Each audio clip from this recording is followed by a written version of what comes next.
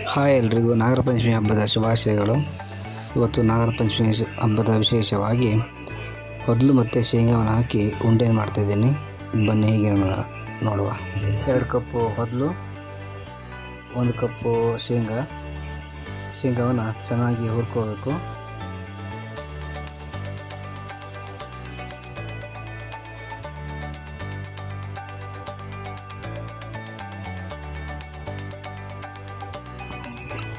ಒಂದು ಲೋಟ ತೆಳು ಬೆಲ್ಲವನ್ನು ತೊಗೊಂಡಿದ್ದೀನಿ. ಅದಕ್ಕೆ ಸ್ವಲ್ಪ ನೀರನ್ನು ಹಾಕಿ ಚೆನ್ನಾಗಿ ಕಲಿಸ್ಕೋಬೇಕು.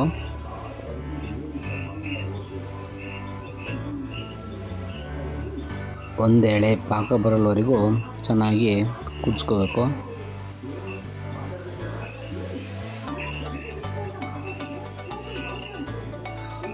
ಒಂದು ಪ್ಲೇಟಿಗೆ ನೀರನ್ನು ಹಾಕಿ ಅದಕ್ಕೆ ಸ್ವಲ್ಪ ಬಿಟ್ಟು ನೋಡಿ. ಅದು ಈ ಥರ ಉಂಡೆ ಕಟ್ಟೋಕೆ ಬಂತಂದರೆ ಅದು ಒಂದು ಎಳೆ ಪಾಕ ಆಗಿದೆ ಅಂತ ಅರ್ಥ.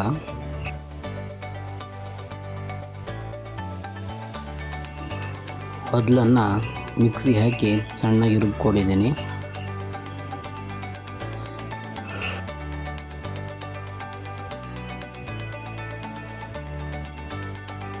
ಆವಾಗ ಹುರಿದಿರೋ ಶೇಂಗಾದ ಸಿಪ್ಪೆನ ತೆಗೆದು ಅದನ್ನು ಮಿಕ್ಸಿ ಹಾಕಿ ಚೆನ್ನಾಗಿ ರುಬ್ಕೊಂಡಿದ್ದೀನಿ.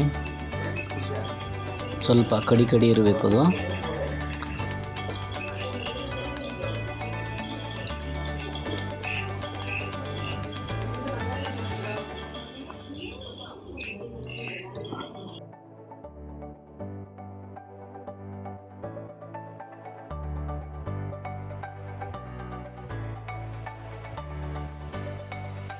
ಕುದಿಸ್ಕೊಂಡಿರೋ ಬೆಲ್ಲದ ಪಾಕವನ್ನು ಸ್ವಲ್ಪ ಹಾಕಿ ಕಲಿಸ್ಕೋಬೇಕು.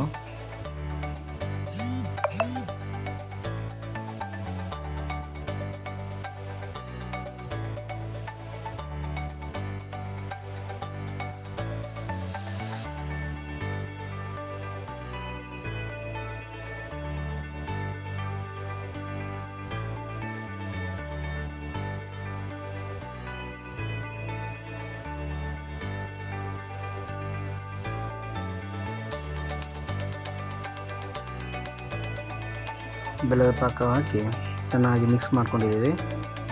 ಇವಾಗ ಸ್ವಲ್ಪ ತಣಿದ ನಂತರ ನಿಧಾನವಾಗಿ ಉಂಡೆ ಕಟ್ಟುವ.